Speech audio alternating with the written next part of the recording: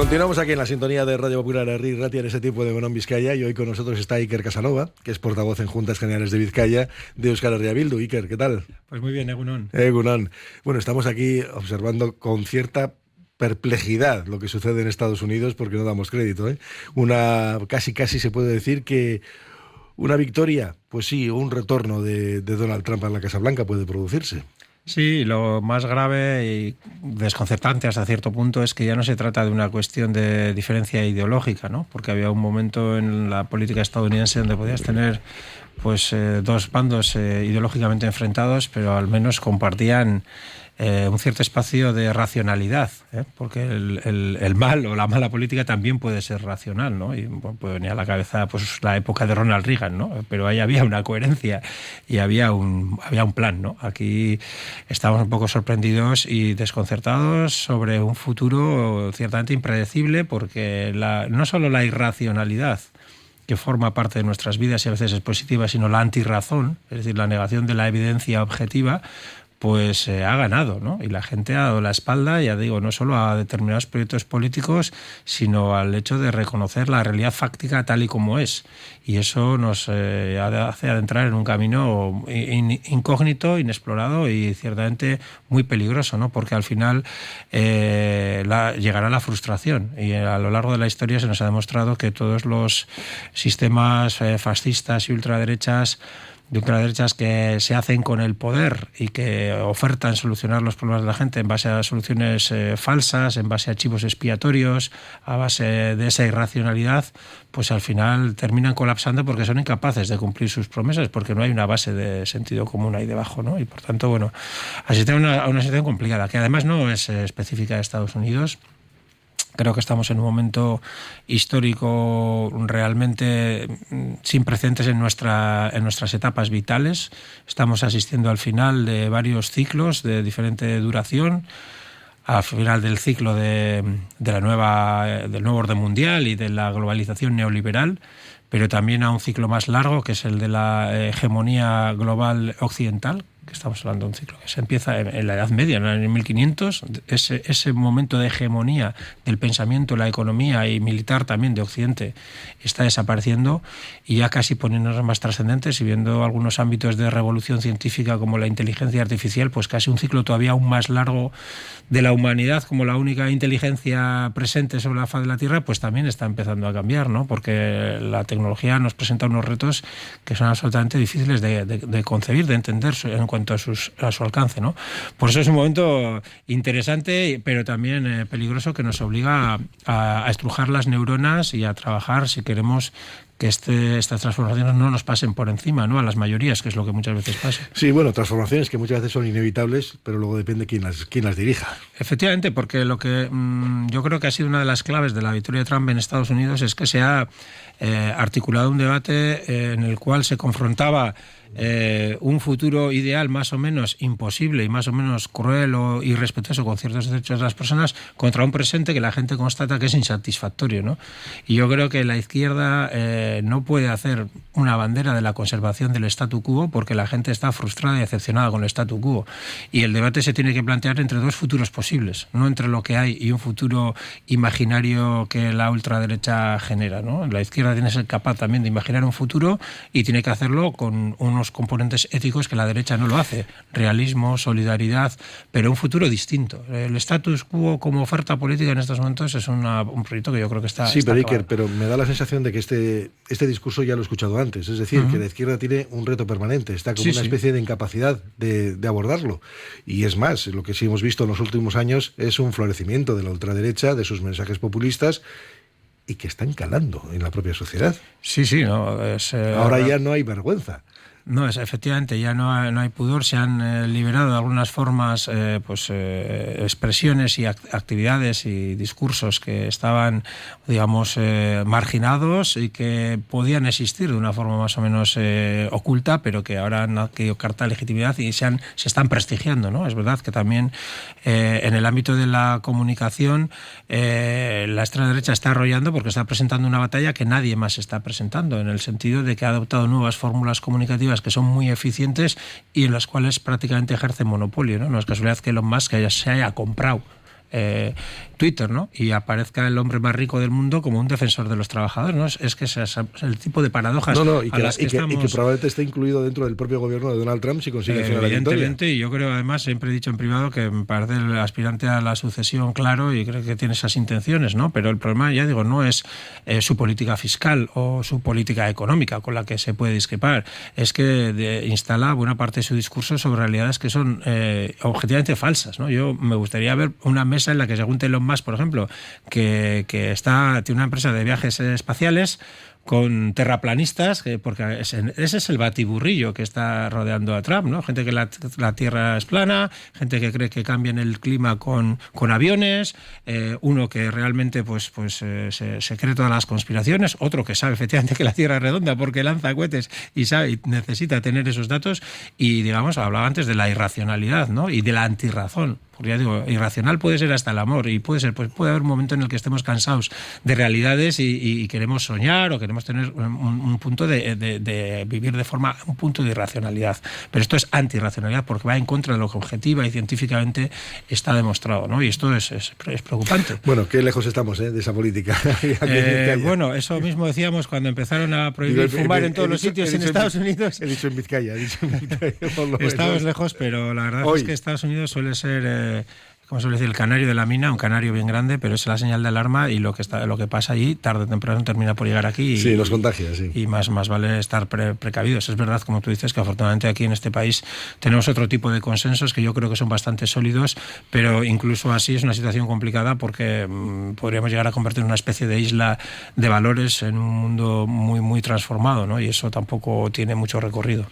Bueno, pues sí, vamos a hablar de la distancia, vamos a hablar ahora de lo que tenemos aquí en nuestro territorio precisamente, donde ahora mismo están ya desde el propio gobierno presentando los diferentes departamentos presentando los presupuestos, que a Euskal Herria Bildu no le han parecido nada extraordinarios.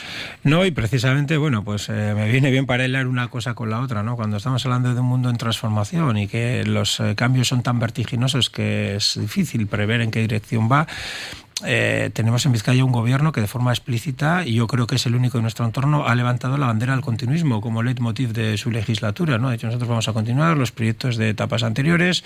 Es evidente que si hay alguna obra en curso, pues la obra no tiene por qué suspenderse, pero realmente no se trata ya de proyectos físicos, sino proyectos mentales. Yo creo que este gobierno se limita a dar continuidad, este gobierno no tiene capacidad de leer la dimensión de las transformaciones que se están dando, y no tiene la capacidad de identificar los retos y las enormes fuerzas sociales, económicas y políticas que hay que movilizar para responder a esos retos de manera adecuada. Hemos hablado antes de la inteligencia artificial, por ejemplo, la revolución tecnológica.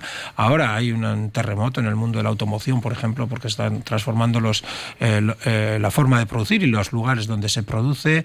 Estamos viendo el cambio climático y sus lamentables efectos en caso de fenómenos climáticos extremos. Todo eso nos pone encima de la mesa una serie de elementos que hay que identificar como retos de país, y hay que articular estrategias de transformación para situarnos en condiciones de responder a esos retos de una forma beneficiosa para la gente. Esto no es gestionar el día a día y a ver qué pasa, no. Tenemos una necesidad de hacer la transición energética. Eso significa que habrá que cuantificar qué producción de energía sostenible necesitamos, dónde la vamos a poner, cómo vamos a articular un consenso democrático para que la gente entienda y acepta que hay que desarrollar determinados proyectos, por hablar de la transición. Pero en el ámbito de los cuidados hablamos de exactamente lo mismo. Tenemos un sistema de cuidados privatizados en este territorio. Ayer mismo sabíamos que el 70% de las residencias han tenido sanciones por no cumplir con los requisitos que se establecen. Es decir, hay retos, la vivienda. O sea, ¿hasta cuándo vamos a seguir diciendo a la gente joven que tiene que renunciar a la expectativa de poder vivir en una vivienda de propiedad? ¿Hasta cuándo la vivienda va a ser un foco de transferencia de rentas de las personas con menos recursos a las personas con más recursos? Porque los propietarios son los que están drenando de recursos a la gente que menos tiene. Y así un largo etcétera. La reforma fiscal va a ser otro ejemplo de ello, ¿no? Cuando vemos que la brutal desequilibrio en la distribución de las rentas en beneficio de las élites que ha sucedido en los últimos años es uno de los elementos que lleva un gran malestar social.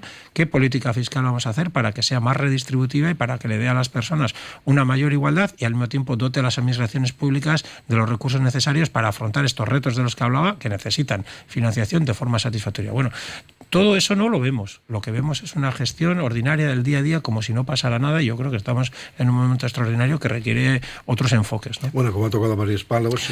Sí, vale, te he respondido acá prácticamente todo. Voy a ir por parte, ¿no? Porque, por ejemplo, ha hablado de la cuestión fiscal, que es fundamental, lógicamente, porque luego sirve para sostener el resto de materias, eso está claro, ¿no? Claro, hace poco Euskal Herria Bildu planteaba, y lo planteaba en el conjunto de la comunidad, es decir, lo planteaba en el gobierno vasco, le planteaba, bueno, pues un acuerdo para hacer una unificación fiscal.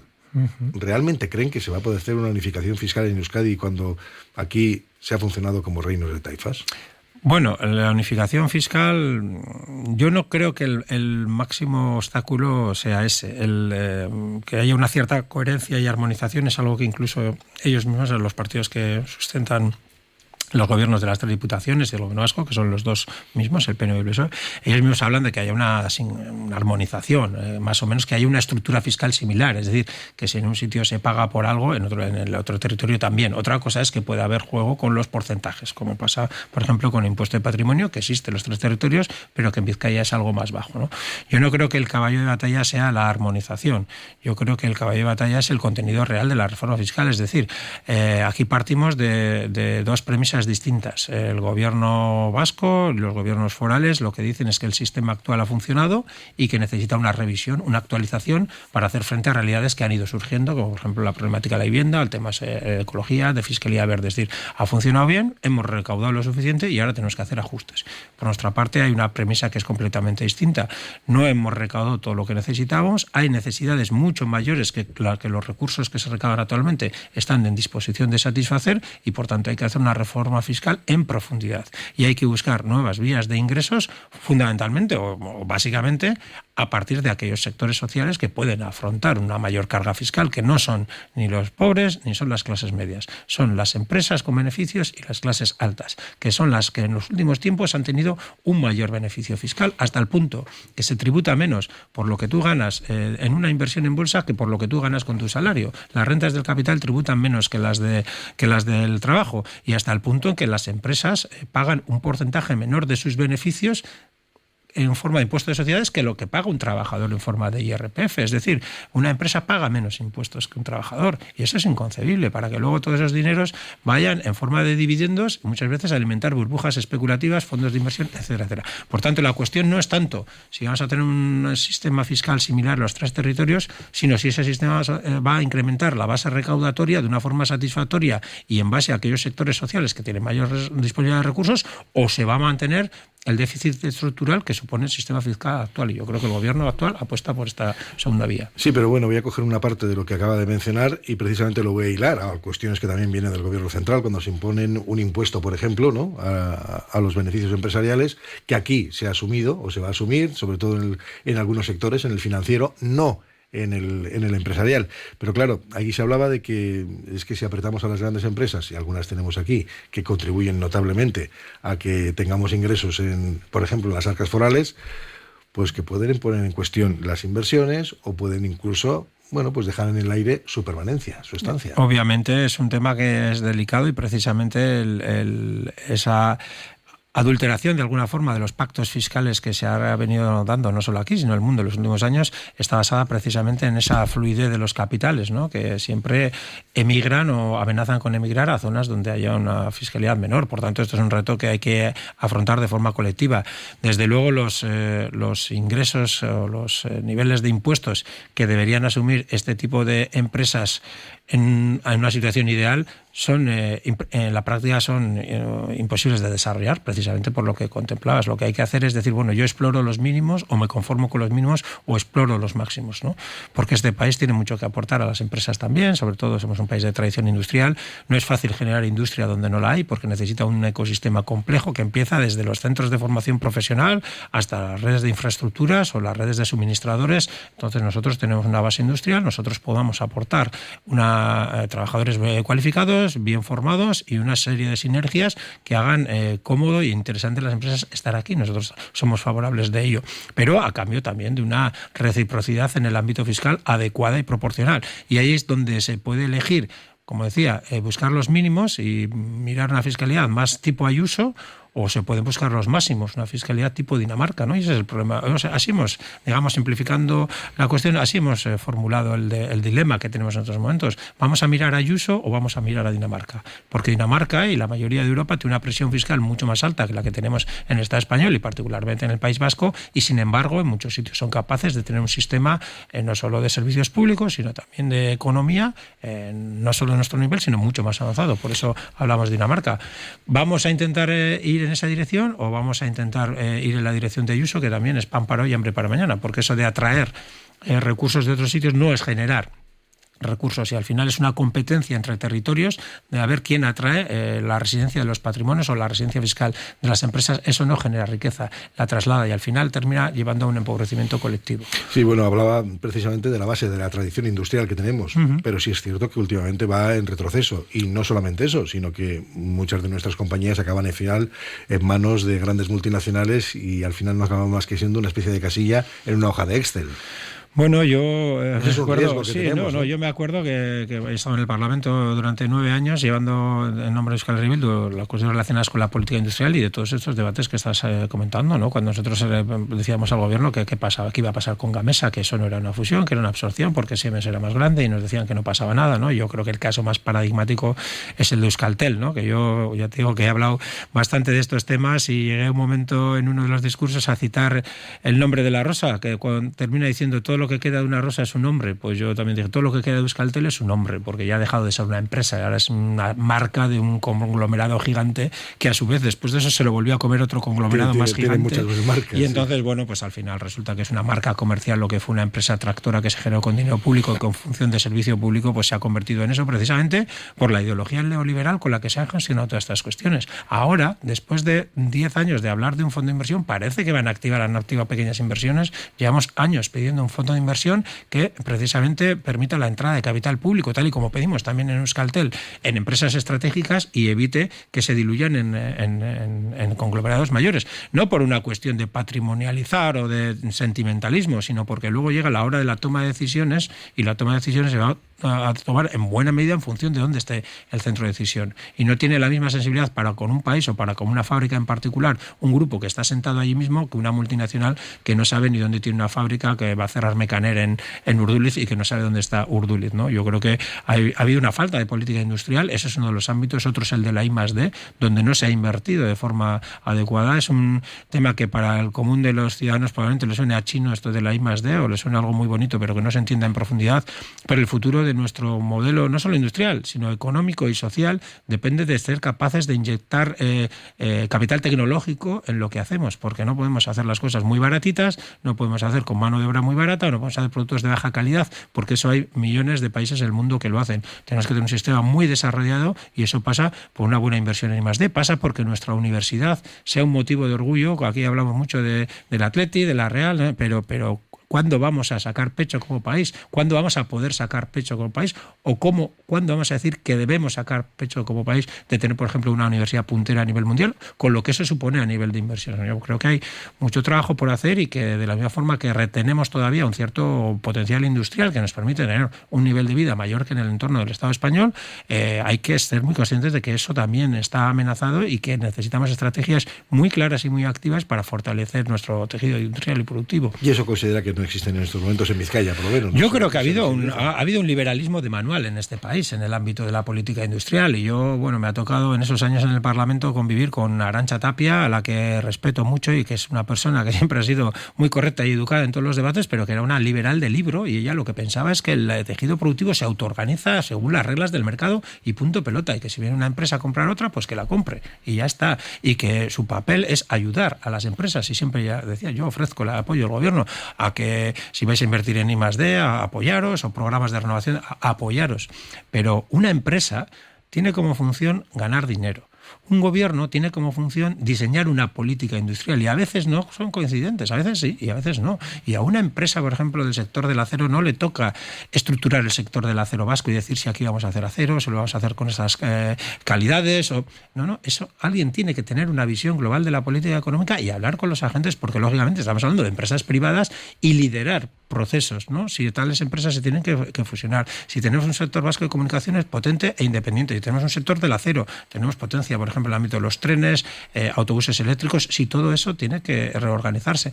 Tiene que haber un liderazgo y una visión, porque hablar de la política energética, esto no puede ser que Iberdrola diga, aquí es donde más viento da, yo voy a poner aquí un parque eólico porque voy a sacar mucho dinero. No, habrá que ver qué necesidades tenemos en el ámbito de la energía, qué tenemos que producir, dónde va a generar una menor afectación la instalación de renovables, y vamos a dialogar con la sociedad para que la acepte y se vea compensada por sacrificar esa parte de su territorio. Todo eso no ha existido. Aquí ha existido la CFR neoliberal tradicional. Pero necesidades energéticas las tenemos todas. No somos productores nosotros de energía. No, pero es que no es que no seamos productores, es que a algunos que tanto le gusta sacar pecho y compararse con el Estado español en todo, porque generalmente en esos rankings salimos favorecidos, pues bueno, que saquen el ranking de las energías renovables y ya veremos qué vergüenza pasamos, ¿no? Porque no somos capaces. Y es verdad, y eso muchas veces lo dice el gobierno, es que siempre hay rechazo a la instalación de una instalación, por supuesto, porque siempre es peor desde un punto de vista medioambiental un parque eólico o una instalación fotovoltaica que un espacio natural. Eso siempre es peor. Lo que tenemos que hacer es dialogar con la sociedad, convencer de que necesitamos instalar tantos megavatios, que supone hacer tantos parques, identificar los lugares donde menos impacto genera y decirle a esa gente, no como se dice ahora que Iberdrola o la empresa X pone el molino, tú te quedas sin paisaje y ahí se acaba el cuento. Ellos llevan el dinero y tú te quedas sin nada. No. Establecer mecanismos de compensación para que haya un sistema público de retornos también, de que esas instalaciones puedan generar un bienestar, por ejemplo, que las zonas donde se instalen pues no se pague la electricidad o se pague menos, o que se generen fondos de recuperación medioambiental. Claro, eso no se hace solo. Eso se necesita un liderazgo público y político que no ha existido en este país y que a día de hoy sigue sin existir. Y el resultado es que tenemos unos datos de producción de energías renovables absolutamente lamentables. Bueno, empezaba al principio y ya he recordado y decía algunas, las obras no se van a parar cuando están en marcha. Alguna igual sería mejor, ¿eh? Por ejemplo.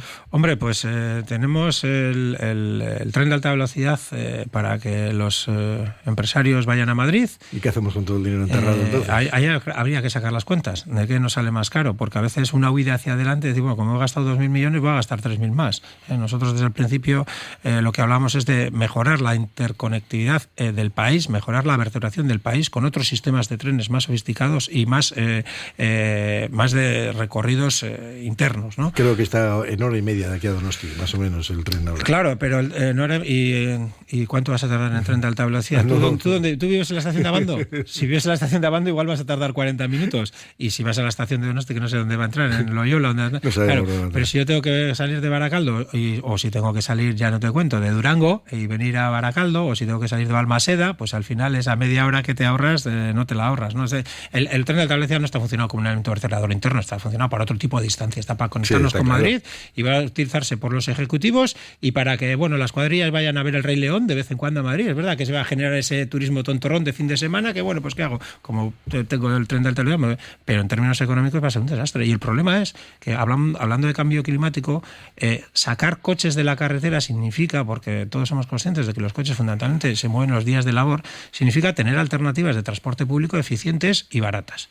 Se ha demostrado empíricamente durante la crisis inflacionaria generada por la guerra de Ucrania, que rebajas en el precio del transporte público suponen un incremento directo del número de usuarios y un descenso del número de coches. Y es que sabemos lo que hay que hacer. Ahora, ¿por qué no lo hacemos? Por inercia y por falta de liderazgo. Tendríamos que tener un sistema de transporte público muy fortalecido y con la inversión que se ha hecho en el tren de alta velocidad, por ejemplo, y realizando una inversión similar en el fortalecimiento de las líneas de cercanías, pues tendríamos un sistema que sacaría de nuestras carreteras pues decenas de miles de coches al día con las menores emisiones, menores gastos en importaciones energéticas, etcétera. Pero bueno. Nos hemos quedado con unas cuantas cosas. No hemos hablado además de Urdaibai, pero bueno, ya tocará. Solamente le va a dar una mala noticia porque Trump ha declarado su victoria en las elecciones presidenciales. Sí, ya se veía venir, ¿no? Sí. Bueno, pues eso dice que comienza una era dorada. Ya veremos a ver. Bueno, Iker Casanova, portavoz de Euskal Herria Bildu en Junta